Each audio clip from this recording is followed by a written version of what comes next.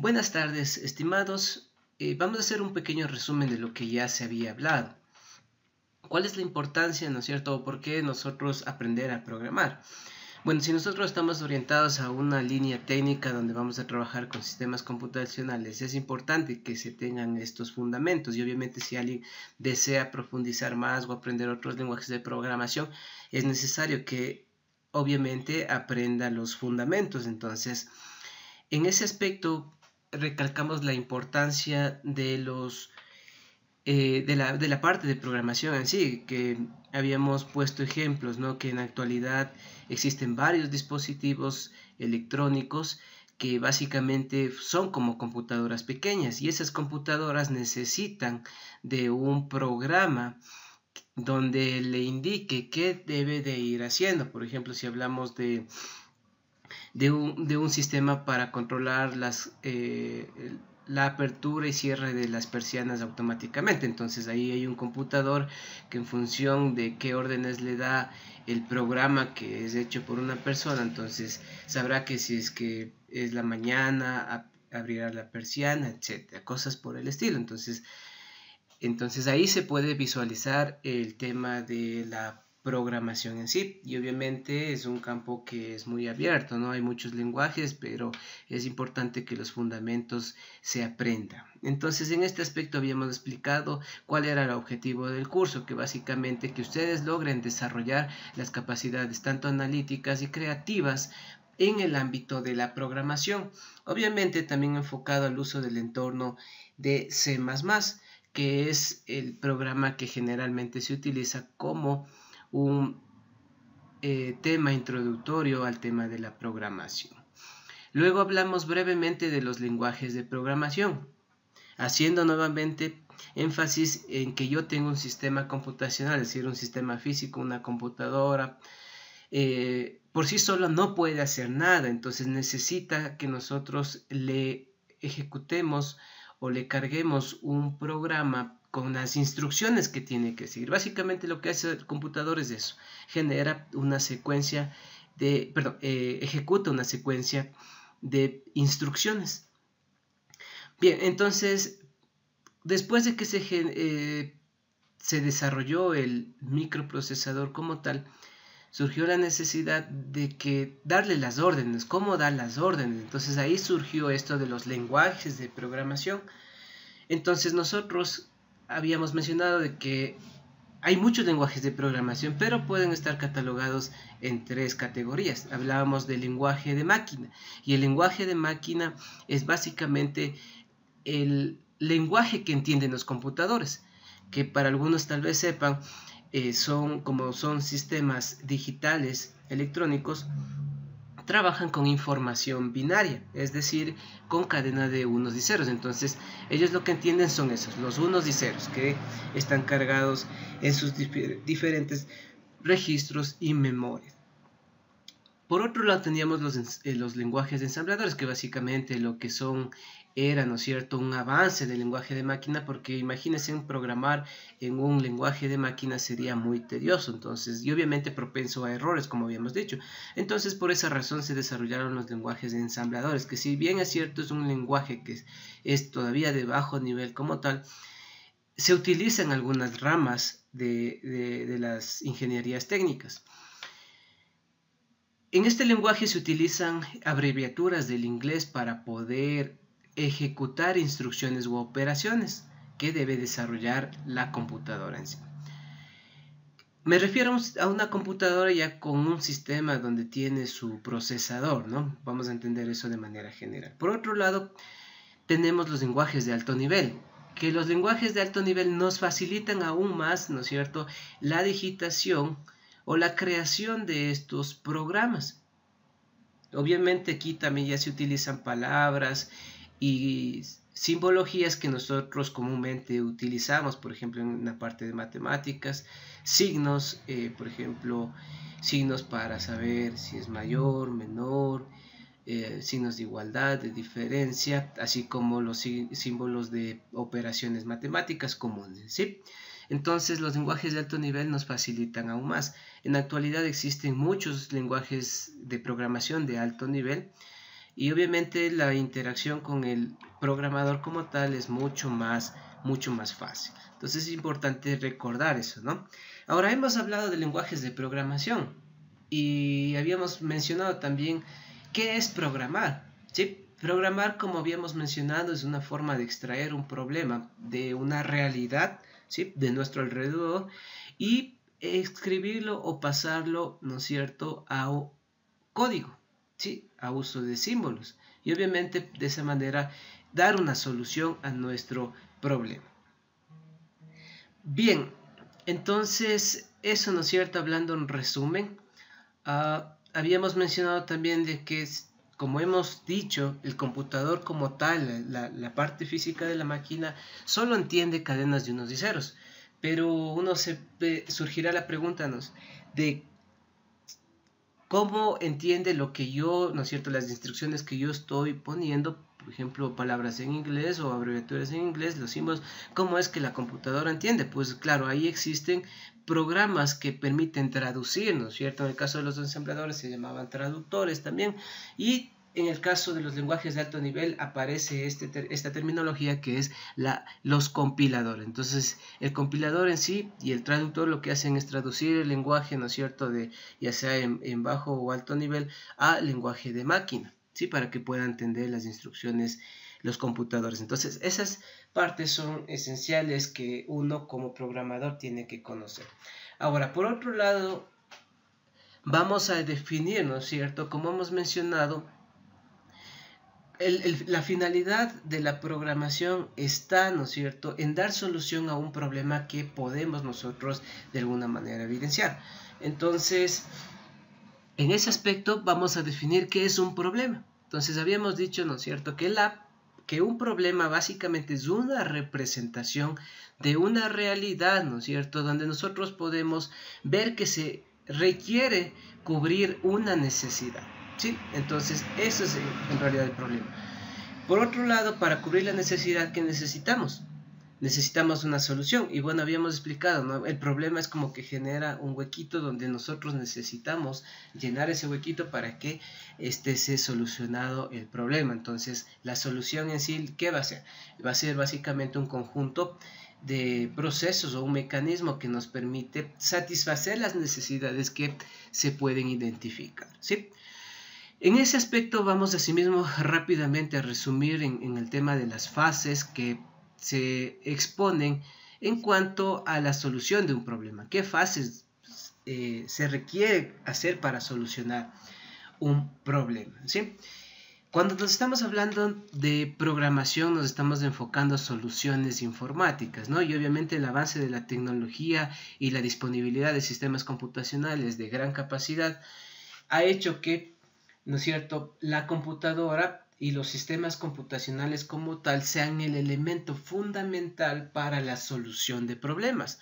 Cuando hablo de un sistema computacional, no solamente me refiero a la computadora física, sino también a la parte de software, ¿sí? Entonces, en la actualidad, todos los problemas están siendo solucionados con sistemas computacionales. Por eso incluso ahora se habla de la inteligencia artificial, que es un boom, que está en gran crecimiento, y básicamente ahí lo que se hace es un programa, un algoritmo que nos da solución a un problema que no solamente es técnico, sino es en el ámbito económico o social. O sea, las aplicaciones son extremadamente enormes. Por otro lado, claro, el tema de programación creo que es una de las ramas que tiene gran futuro, ¿no? Ya que, como hemos visto y como se ha mencionado, o sea, la idea es desarrollar cada vez sistemas que nos ayudan o nos facilitan a solucionar un problema de una manera más eficaz y con menos errores, ¿sí? Listo, entonces dentro de las fases que habíamos mencionado, voy a de alguna manera hablar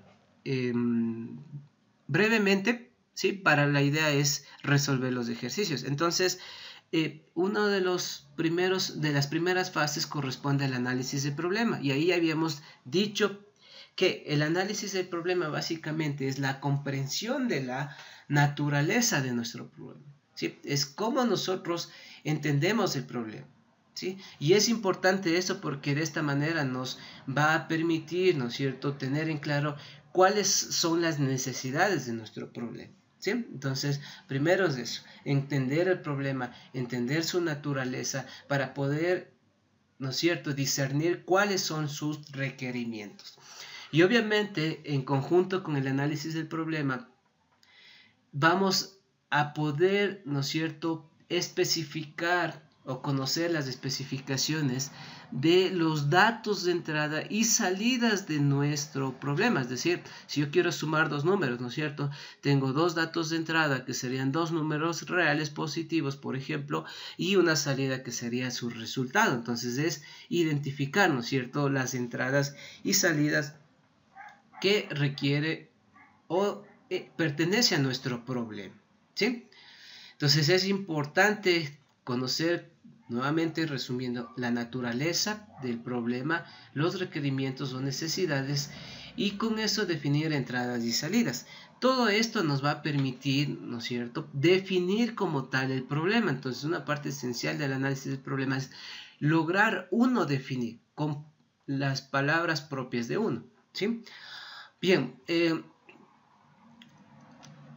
bueno, dependiendo del campo donde nosotros nos desenvolvamos, puede ser necesario que para poder entender el problema no solo nos sirve, digamos, la información que tal vez una persona que requiere que solventemos su problema nos explique, sino a veces también es necesario que nosotros vayamos a campo in situ para que podamos evidenciar en sí el problema, cómo podemos dar a la solución que quiere la persona, y obviamente también ahí se pueden identificar otros datos o otros parámetros que nos pueden servir para poder generar una solución más eficaz y obviamente incluso poder ampliar las salidas de nuestros sistemas para mejorar o darle un plus, ¿no es cierto?, a nuestro sistema. Entonces es importante esa parte de ahí.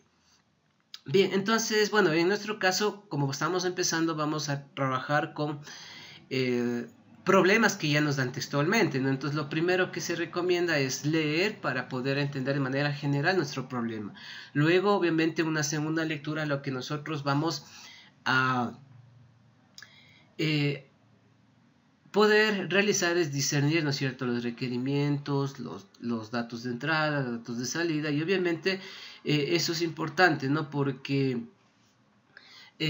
podemos ya vamos a tener en claro más aún cuál es el problema que quiero dar solución.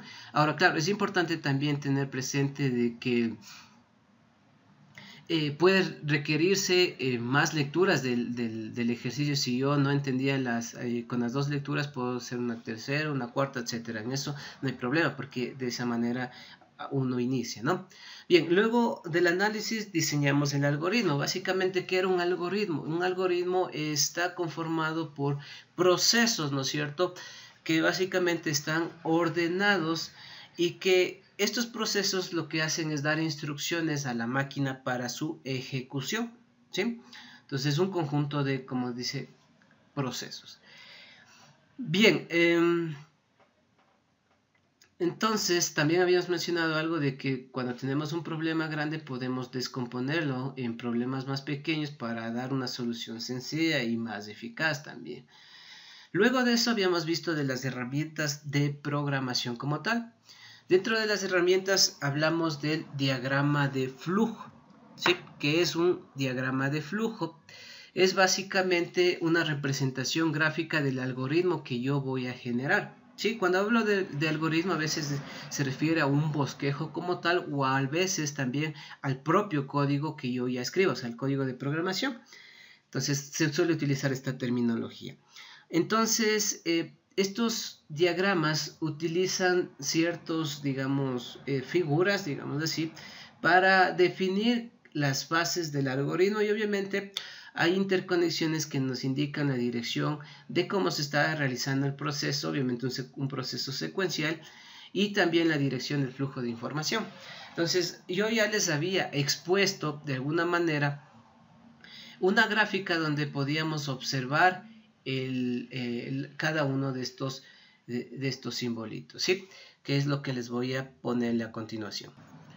Bien, entonces aquí tenemos en esta imagen, podemos observar las figuras que les mencionaba que se utiliza para los diagramas de flujo. Y miren, ¿no es cierto? Esta figurita nos dice que es el inicio o el fin de un diagrama de flujo. El rectángulo nos indica una acción o un proceso que vamos a hacer o una operación como tal, como ya vamos a ver en los ejercicios de aplicación. Esta especie de rombo es un elemento de decisión, es decir, que si se cumple lo que está aquí adentro, la información viene por este caminito, o si no, vendría por el otro caminito donde dice no. Asimismo, tenemos la otra figura donde nosotros vamos a utilizarla cuando vamos a poner una salida de información. Acá asimismo para la entrada de información, miren, acá tenemos uno para subprograma, ¿sí? Entonces es importante tener en claro eso de ahí.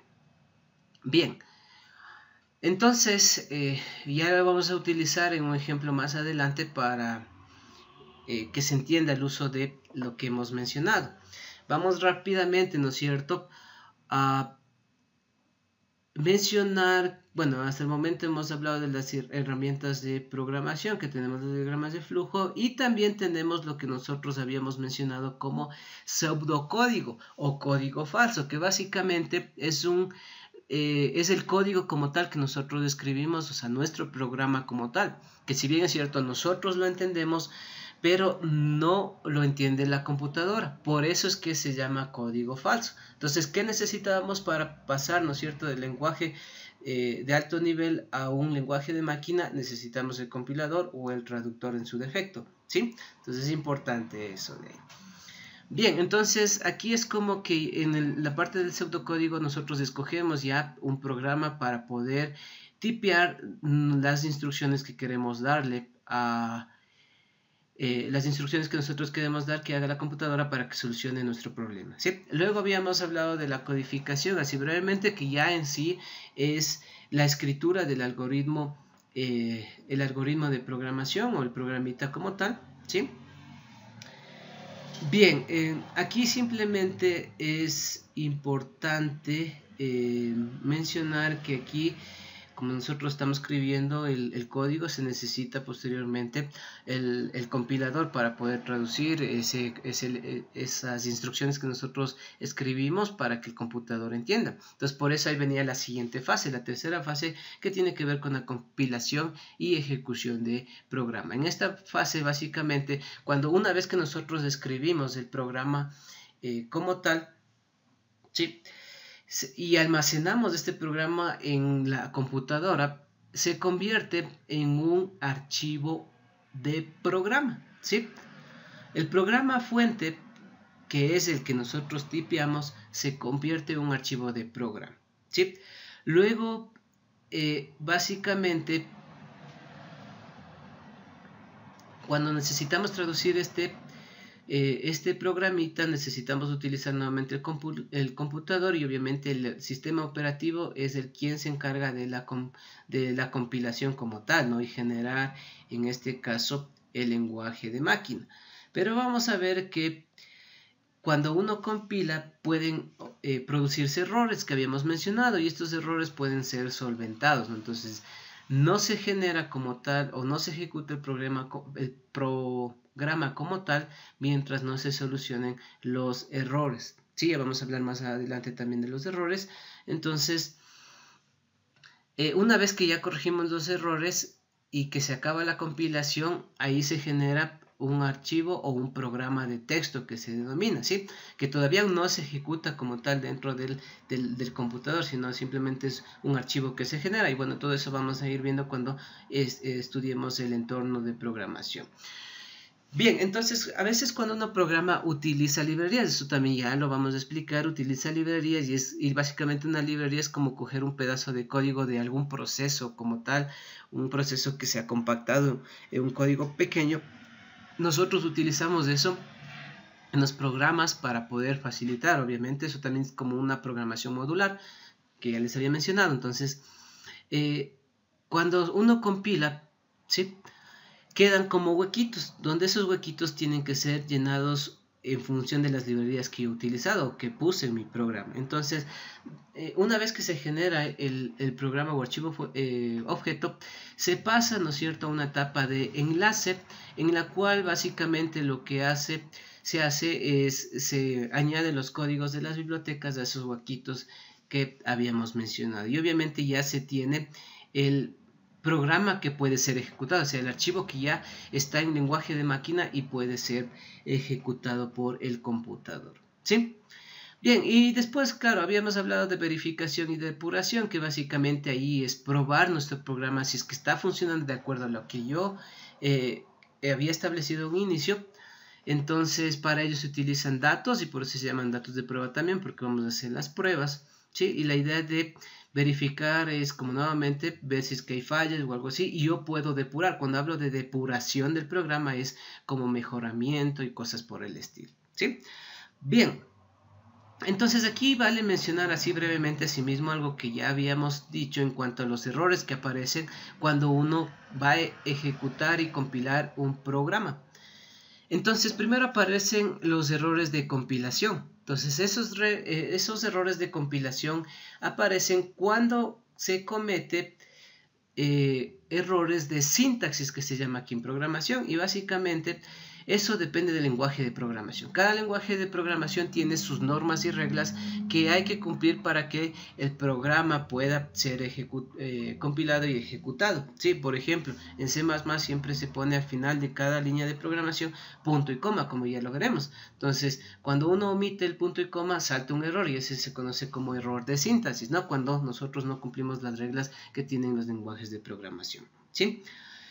Bien, entonces obviamente aquí no se genera, como habíamos dicho, el programa objeto, porque simplemente no va a compilar como tal el programa, entonces necesitamos hacer esas correcciones.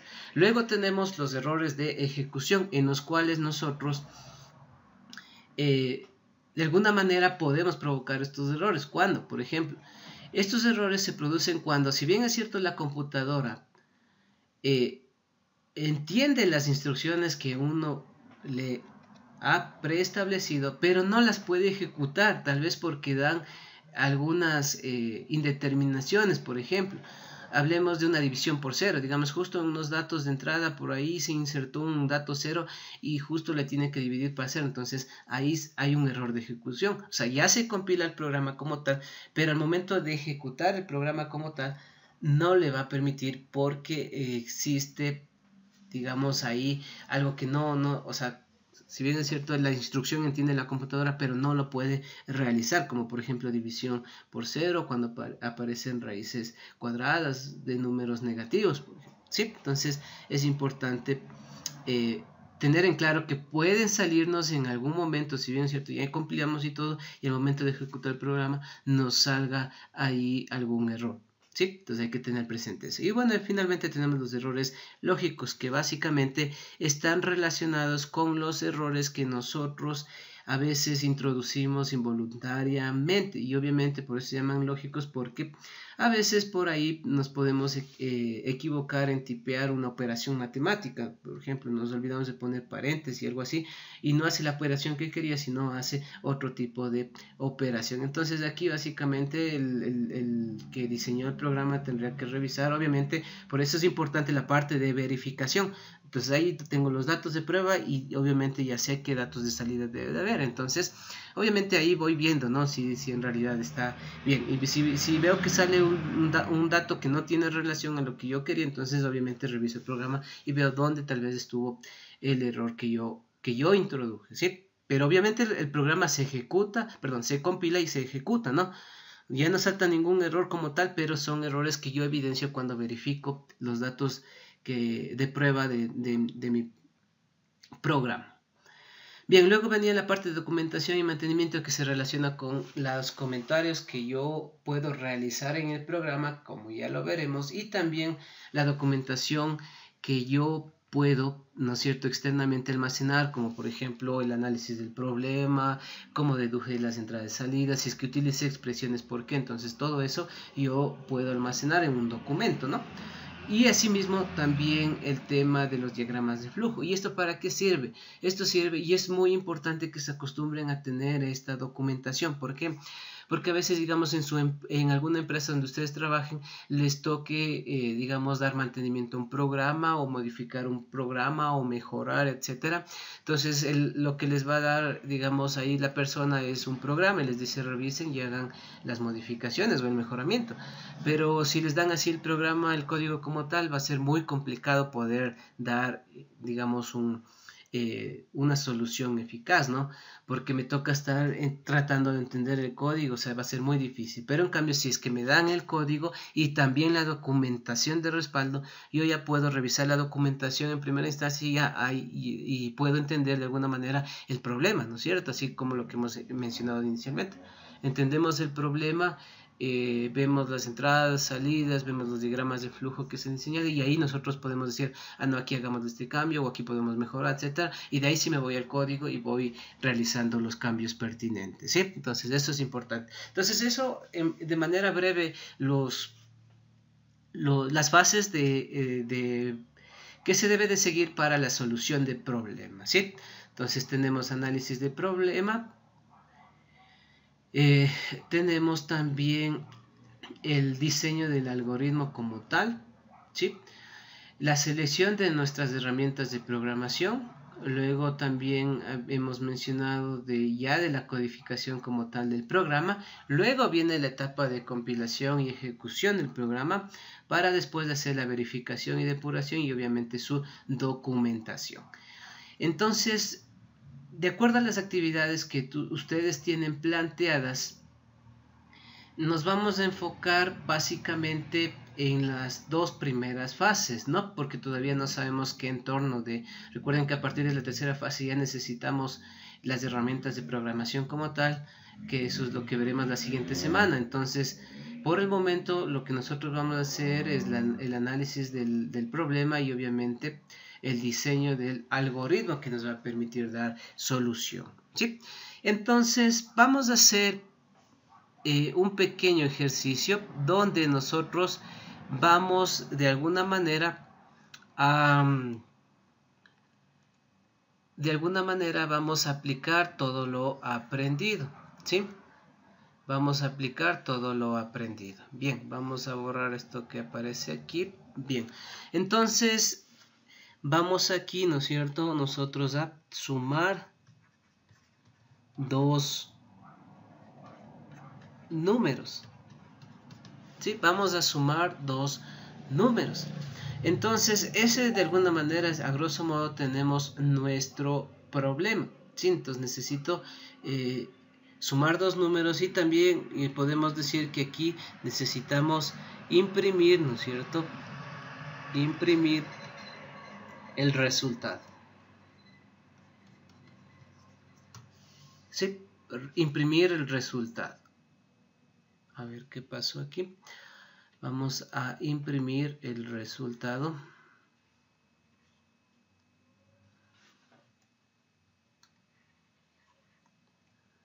Bien, entonces, a más de sumar los dos numeritos, vamos aquí como tal a imprimir, ¿no?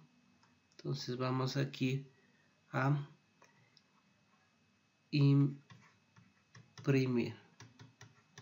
Listo el resultado. Bien, entonces nosotros tenemos aquí el problema planteado. Entonces vamos primero a hacer el análisis. Como primer punto vamos a hacer el análisis del problema.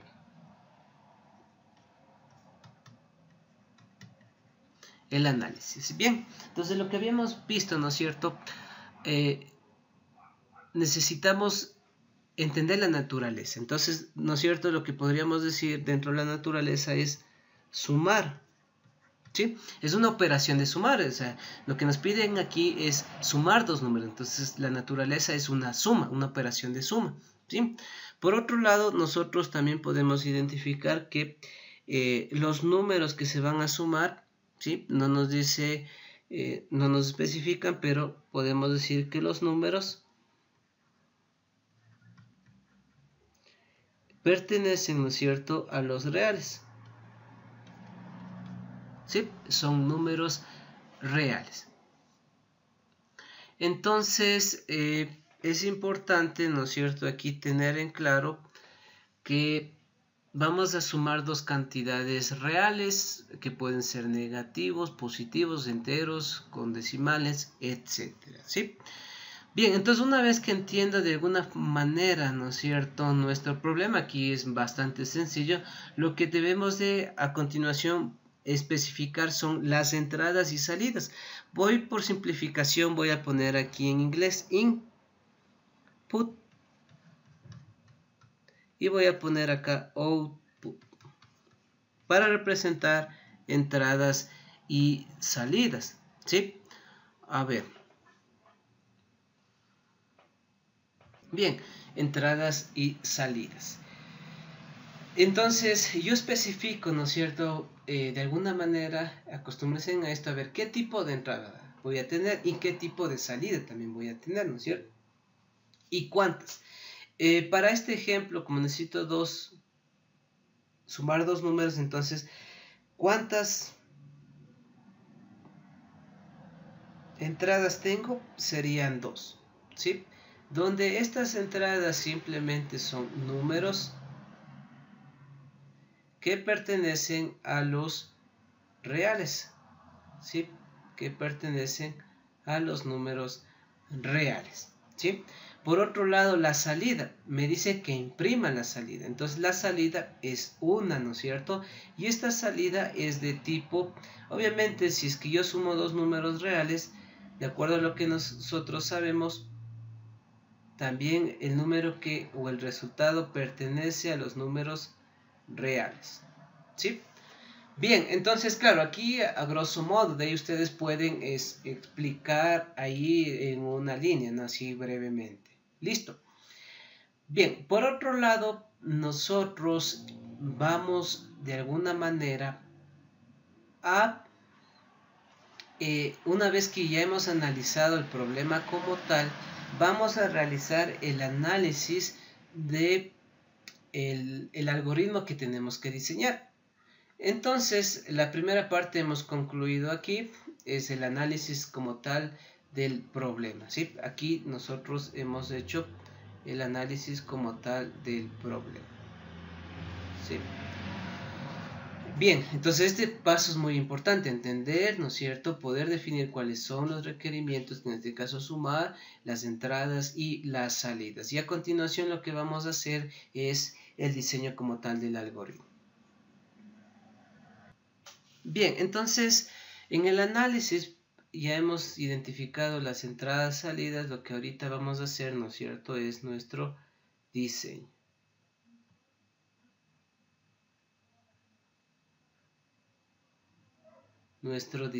Obviamente, ¿de qué?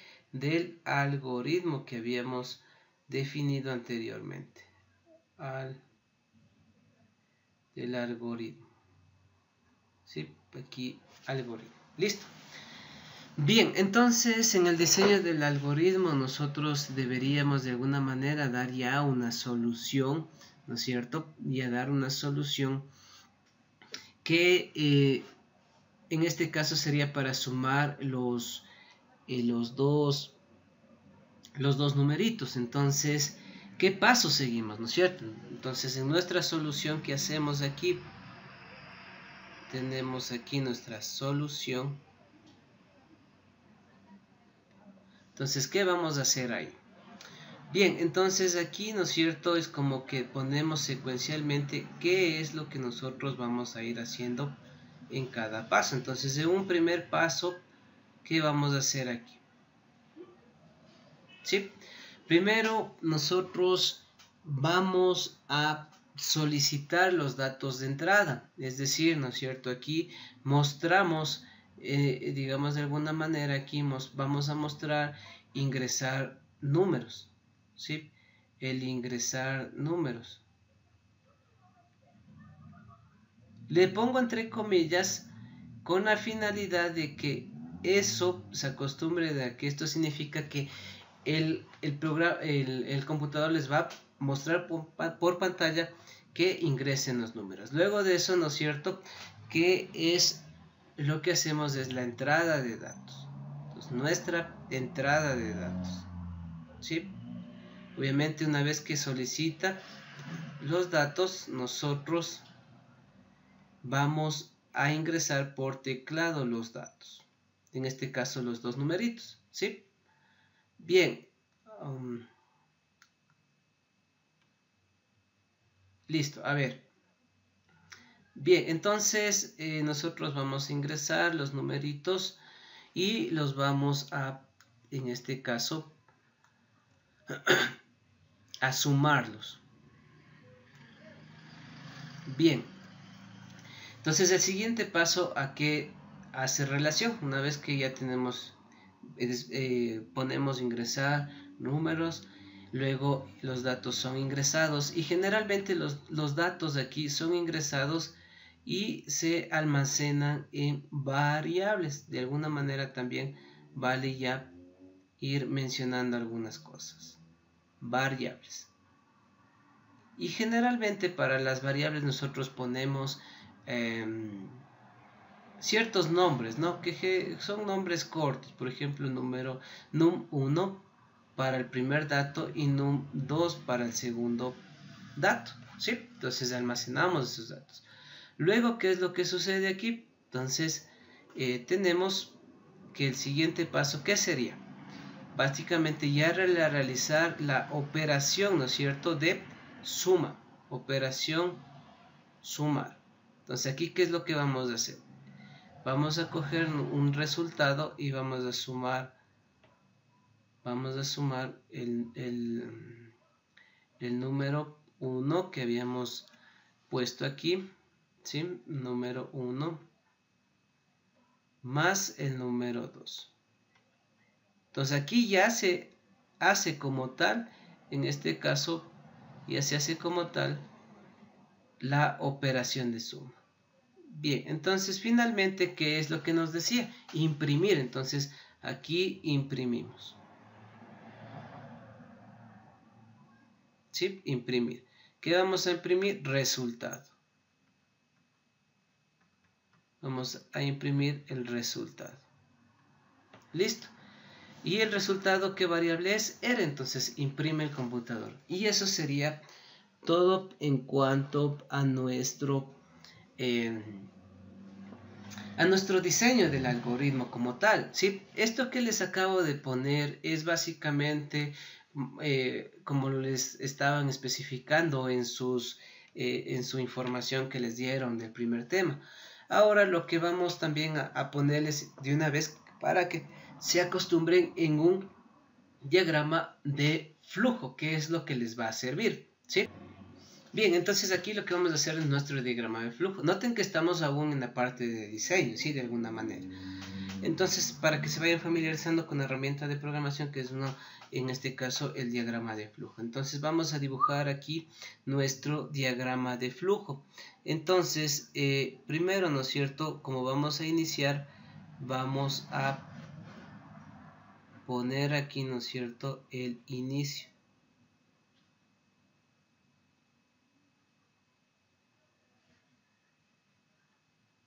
Vamos a poner el inicio.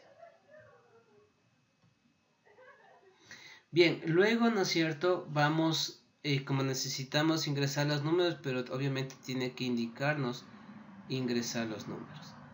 Entonces, para ingresar los números nosotros vamos aquí, ¿no es cierto?, a poner la figura que habíamos mencionado anteriormente, ¿sí? Entonces voy a ponerle aquí, a ver,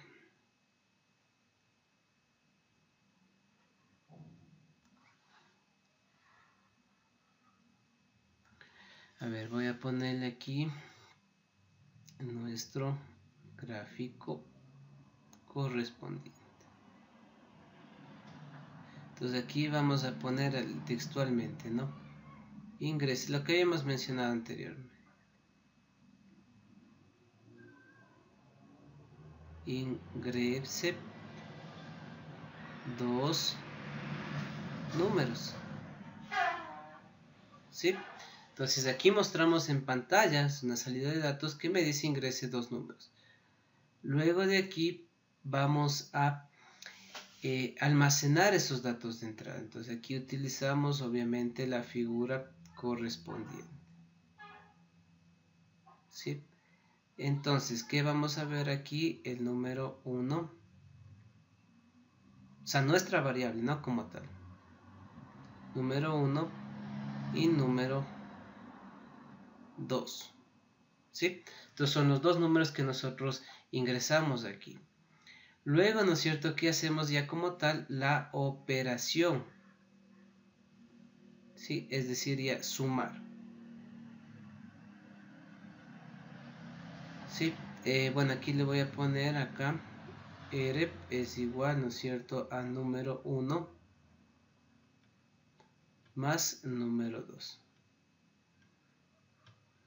Bien, y finalmente, ¿no es cierto?, una vez que ya sumamos nuevamente la figurita que nos permite sacar datos y lo que les había puesto, ¿no? Resultado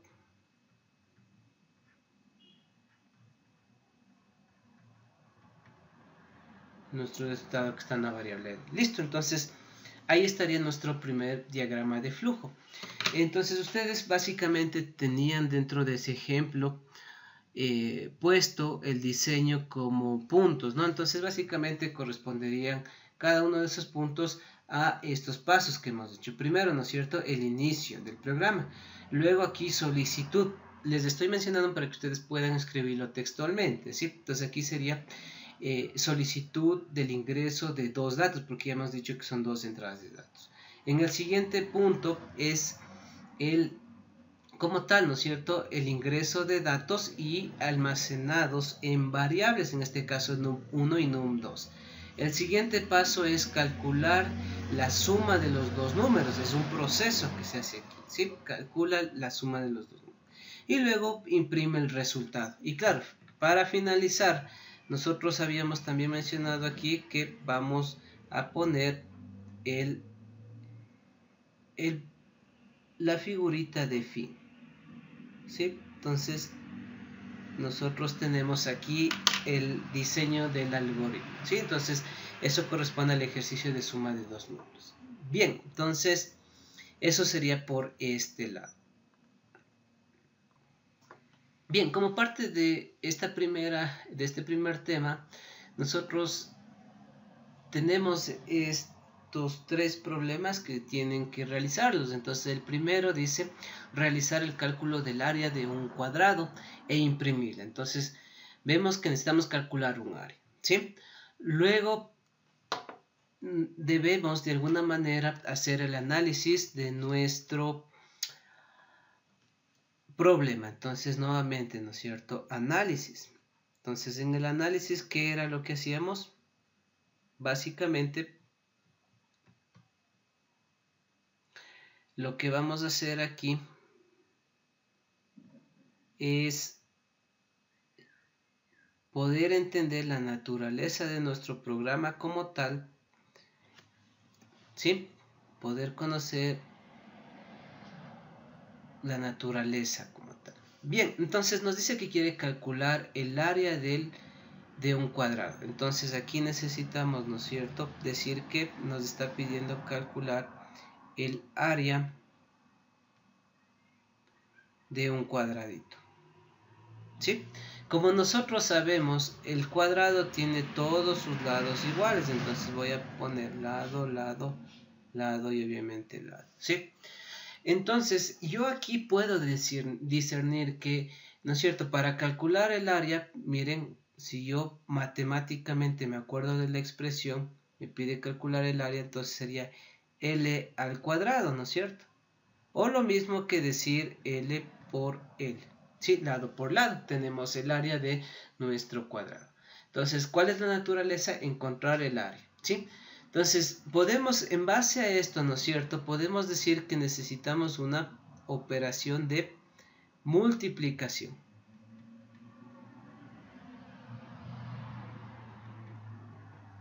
Necesitamos realizar una operación de multiplicación.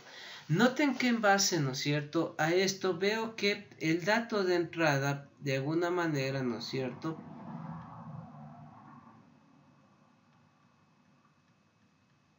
es el lado del cuadrado. O sea, lo que yo voy a necesitar es saber el lado del cuadrado que yo quiero calcular el área. Y obviamente, como es básicamente el lado del cuadrado va a ser un número positivo, entonces lo que yo puedo aquí definir, especificar de que pertenece a los reales positivos. Porque obviamente no voy a tener un lado de valor negativo, entonces es como una restricción. Por otro lado, ¿no es cierto? Como salida, dato. ¿Cuál es nuestra salida? El área. ¿Sí? El área, que también pertenece a los números reales positivos, ¿no? Porque no tiene sentido obtener un valor negativo. ¿Sí?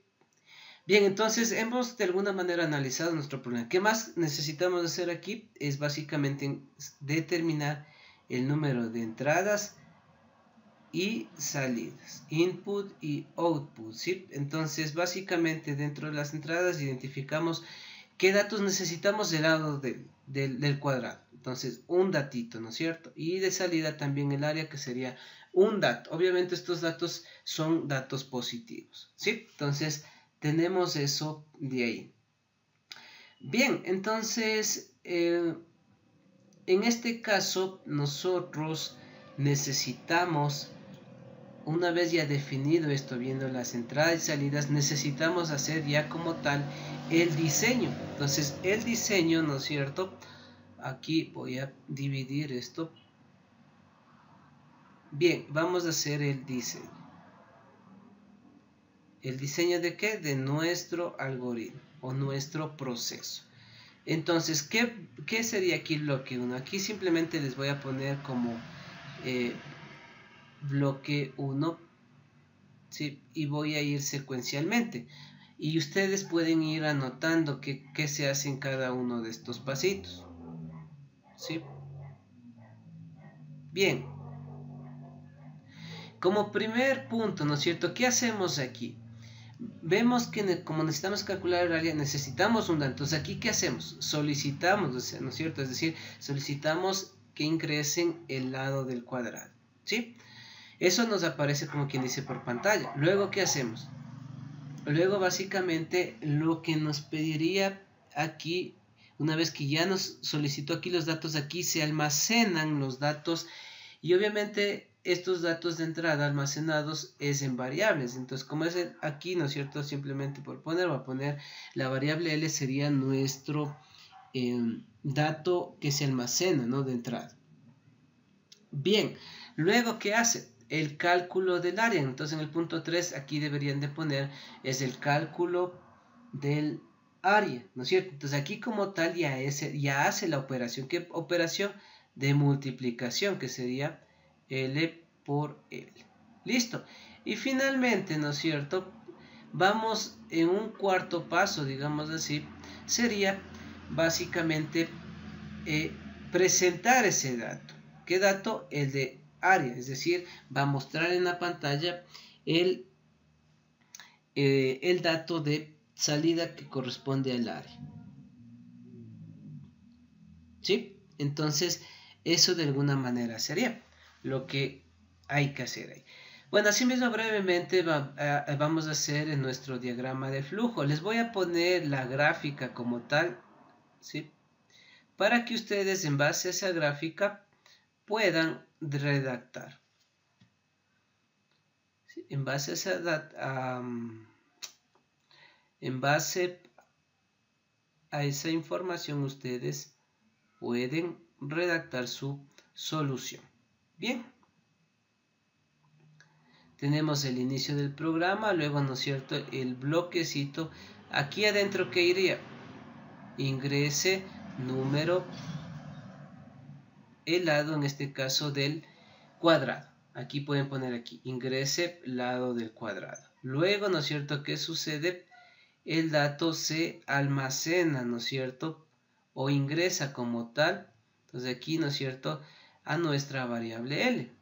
O sea, nuestro dato que ya se almacena ahí. Luego, ¿qué hacemos? Luego prácticamente lo que se hace es la operación como tal, la que habíamos puesto. Esta operación de aquí iría en este cajoncito. Luego vamos a presentar el resultado, ¿sí? Entonces el resultado iría acá, como el resultado del área del cuadrado es tanto, o el área del cuadrado es tanto, el resultado que nos saldría, ¿sí? Y bueno, con eso tendríamos la parte final del algoritmo, ¿sí? Listo, eso sería para el caso del ejercicio 1 de sus actividades. Bien, vamos por ayudarles también a revisar la actividad número 2, que corresponde, como bien dice, calcular el área y el perímetro de un triángulo e imprimir obviamente estos datos, ¿no? Bien, es importante que, por ejemplo, ahí claramente se menciona que deben de consultar las fórmulas. Entonces es importante en este caso que ustedes sepan o se acuerdan de las fórmulas. Entonces aquí vamos a hablar de un triángulo. Entonces nuestro triángulo, ¿no es cierto? Sabemos que tiene 3 lados, pero no nos especifica si es un triángulo isósceles, equilátero o escaleno. Vamos a considerar el ejemplo de que, digamos que nos van a decir un triángulo escaleno. Entonces vamos otra vez el análisis, ¿no es cierto? La primera parte. Entonces análisis. Bien, ¿qué vamos a hacer aquí? ¿No es cierto? Nos pide calcular dos cosas. Primero, ¿no es cierto? Aquí tenemos nuestro triangulito. Entonces voy a considerar, como nuevamente menciono, un triángulo escaleno. ¿Sí? ¿Sí? Entonces, recuerden, el triángulo escaleno tiene sus 3 lados desiguales, es decir, tengo que L1, el lado 1 es diferente al lado 2, es diferente al lado 3, ¿no es cierto? Listo, entonces nuestro triángulo, en este caso un triángulo escaleno. Bien, con eso, ¿no es cierto? Podemos decir que son, aquí brevemente, que los datos de entrada, nuevamente los datos de entrada, son los lados del triángulo, ¿sí? Los lados del triángulo, ¿sí? Y obviamente estos, como son lados, obviamente nuevamente pertenecen a los reales positivos, ¿sí? Bien, por otro lado, miren que aquí me pide salida. ¿Qué salidas nos dicen? Nos dicen que queremos conocer el perímetro y el área. Entonces, estos datos también obviamente van a pertenecer a los reales positivos. ¿Sí? Entonces, como salida vamos a tener estos datos de perímetro y área. Entonces, necesito conocer las expresiones matemáticas del perímetro y el área del triángulo. ¿Sí? Bien, entonces es importante también mencionar aquí nuevamente entradas y salidas. Input o in, nomás le voy a poner por simplificar, y out. ¿Cuántas entradas tenemos? 3 entradas, que serían los 3 lados del triángulo. ¿Cuántas salidas? Serían en este caso 2 salidas, ¿no es cierto? Porque son el perímetro y el área. ¿Sí? Y tenemos que imprimir obviamente esos datos, entonces ya tenemos la idea de eso. Bien, entonces aquí voy a dibujar aquí, para aprovechar el espacio, un triángulo cualesquiera. Y voy a definir, ¿no es cierto? Digamos lado 1, lado 2 y lado 3. Bien, como nosotros sabemos, el área, bueno, para el perímetro no hay problema porque sabemos que es la suma de los 3 lados. Pero para, ¿no es cierto?, el área es el problema, porque para calcular el área, bueno, pueden utilizar las fórmulas que ustedes consulten, o en este caso lo que yo voy a utilizar, ¿no es cierto?, digamos, es la base por la altura. Entonces, ¿qué es la altura? La altura, ¿no es cierto?, corresponde a la recta perpendicular a la base que va hacia un vértice del... Ya, entonces aquí le voy a tener como H. Entonces mi base aquí va a ser L3. de acuerdo a la gráfica que yo puse aquí. Entonces este sería el h, la altura relativa de este vértice a esta base, que sería el lado 3. Entonces es lo que nosotros vamos a utilizar. Noten que aquí hay dos problemas como tal: calcular el perímetro y el área. Entonces, para dar solución a este problema, yo lo que voy a plantear básicamente es lo que habíamos mencionado, ¿no? La división del problema complejo en dos problemas sencillos. Bien, entonces nuevamente aquí por facilidad, ¿no es cierto?, vamos a hacer el diseño. Les voy a poner los cuadritos, ¿sí? Los cuadritos, y les voy a ir diciendo qué sería cada cuadrito. Entonces tenemos nuestro problema, ¿sí? Nuestro problemita. Entonces aquí, bueno, en el anterior le hice otro gráfico, pero bueno, es exactamente lo mismo. Bien, aquí el primer paso, ¿qué sería? Vamos poniendo algunos pasos y luego les vamos explicando un paso 2. Esto simplemente porque estoy familiarizándome con el uso de esta herramienta y se me está haciendo complicado para poder escribir textualmente. Entonces les voy a ayudar aquí explicando. Bien, entonces vamos al primer paso. Como en los ejercicios anteriores, ¿qué sería aquí? Entonces aquí lo que debería demostrarnos en la pantalla, o simplemente solicitar los lados de un triángulo escaleno, ¿sí? Entonces, y ustedes le dicen al usuario como tal, le están informando que tiene que ingresar 3 datos, ¿sí?, que corresponden a los lados de un triángulo, ¿sí? Luego, el segundo paso, que sería, vamos a almacenar los datos en las variables. O sea, ya ingresan los datos como L1, L2 y L3, ¿sí? En el paso 3, ¿qué vamos a hacer? Vamos a resolver aquí, ¿no es cierto?, en este problemita únicamente el perímetro. Entonces, en el punto 3, lo que ya haría ahí prácticamente es calcular el perímetro. Entonces, ahí textualmente, ¿no es cierto?, paso 1, solicitud de ingreso de los lados del triángulo. Paso 2, entrada de datos y almacenamiento en las variables L1, L2 y L3. Paso 3, cálculo del perímetro. Aquí les voy a poner para poder expandir un poco más esto. Entonces el perímetro sería, ustedes ya saben, es lado, más lado, más lado, en este caso los 3. Listo, ya hice eso de ahí. Ahora, en el cuarto paso, ¿qué es lo que debo de hacer? Es calcular, ¿no es cierto?, aquí el área del triángulo. Y aquí básicamente, para que se entienda, ¿no es cierto?, aquí voy como que a subdividir en otros bloquecitos, ¿sí? Bien, entonces, en este paso, bueno, voy a ponerle aquí 4.1.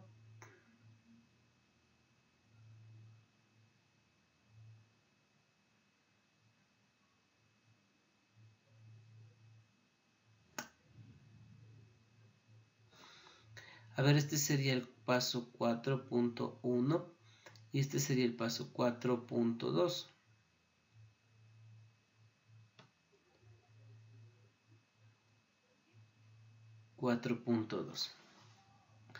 Listo, entonces nosotros aquí lo que vamos a hacer es estos 4 pasos.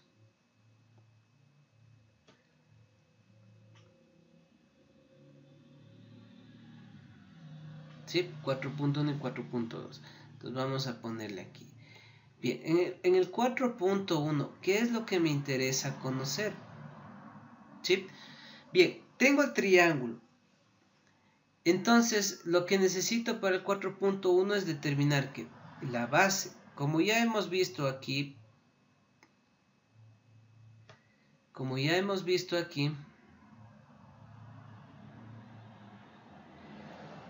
a ver, borremos esto para que se vea de mejor manera. Entonces, aquí nosotros, ¿no es cierto?, tenemos la base, necesitamos conocer la base. En este caso, la base sería el L3. Bien, luego, ¿no es cierto?, ¿qué me interesa conocer para poder calcular el área? Recuerden que el área, en el caso del triángulo, el área es base por altura sobre 2. Entonces, conozco la base y aquí, ¿no es cierto?, cojo la base. ¿Qué más necesito conocer? La altura. Entonces noten que la altura está aquí. ¿Cómo calculo la altura? Conociendo los tres lados. Puedo aplicar, ¿no es cierto? Bueno, no es el único camino. Puedo utilizar otras herramientas geométricas que tal vez hayamos aprendido. Aquí tengo un triángulo rectángulo. Entonces, ¿qué tal si yo calculo este ángulo? ¿Sí? Entonces, aquí necesito calcular primero, ¿no es cierto? Ya hemos dicho la base. Luego necesito calcular ese ángulo. ¿Y para qué me va a servir ese ángulo? Para poder calcular, ¿no es cierto?, la altura. Esta altura, ¿cómo se calcula? Si nosotros aplicamos las identidades trigonométricas aquí, la altura corresponde, ¿no es cierto?, a la L1 por el seno de este ángulo alfa. ¿Sí? Entonces, aquí está claramente, ¿no es cierto?, como tal. El seno de este ángulo sería cateto puesto sobre la hipotenusa. Entonces, claro, la hipotenusa es L1. Despejando nos quedaría que H es igual a L1 por seno del ángulo. Entonces ya tengo la altura. Ahora sí, en el 4.2, ¿qué es lo que puedo hacer? Es calcular como tal el área. Entonces aquí es importante que en estos cuadritos especifiquen, ¿no? Calcular la base, la altura, y obviamente la altura, para calcular la altura necesitamos el angular. Ahora, ¿cómo calculamos ese ángulo alfa? Conociendo los tres lados del triángulo, utilizando la ley de cosenos. Desde ya les digo, pueden buscar esa fórmula y le ponen aquí ley de cosenos. Listo, ya tenemos, ¿no es cierto?, todo. Y bueno, el quinto paso, ¿qué sería? Básicamente el quinto paso sería presentar el perímetro y el área del triángulo, ¿sí? Entonces, estos serían los pasos fundamentales que se van a hacer. Y bueno, en el caso de del diagrama de flujo como tal, aquí tendríamos nuestro inicio. Luego, ¿qué tenemos? La solicitud de los datos de entrada. Luego, ¿no es cierto?, como tal, los datos de entrada. Aquí asimismo brevemente lo estoy poniendo. Almaceno los datos. Luego, ¿qué tengo? Luego tengo que va a calcular el perímetro, ¿no es cierto? Aquí podemos poner el perímetro. Luego, ¿no es cierto?, aquí lo que podemos hacer es, por ejemplo, si estamos poniendo el diagrama de flujo, aquí podemos poner lo que corresponde al 4.1. Luego acá lo que corresponde al 4.2. Luego, ¿qué tenemos, no es cierto? Sería la salida como tal del perímetro y del área. Y finalmente, ¿no es cierto?, finalizamos